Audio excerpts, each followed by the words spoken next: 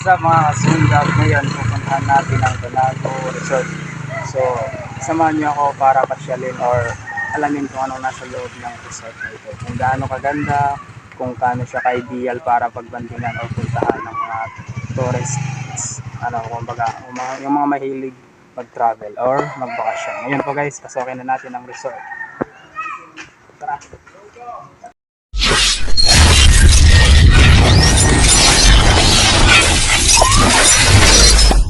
Subscribe to my channel and also press this bell icon.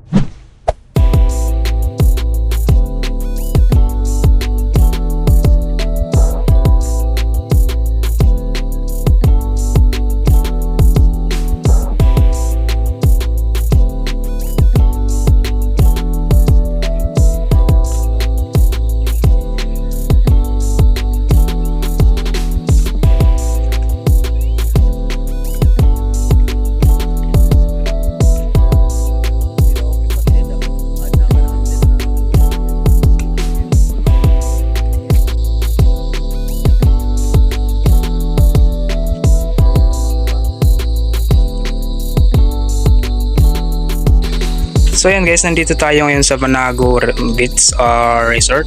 So mayroon siyang swimming pool, at the same time mayroon din po siyang hotel.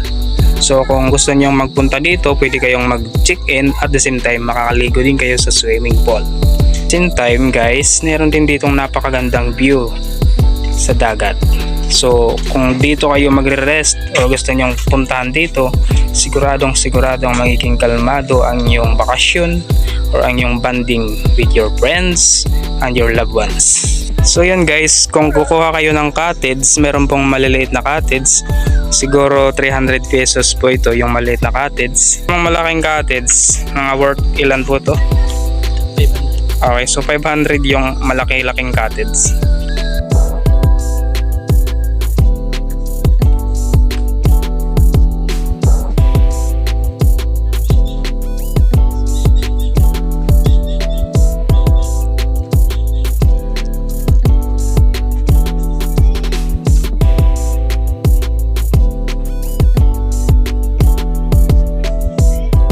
Guys, kung meron din ditong bamboo cottage.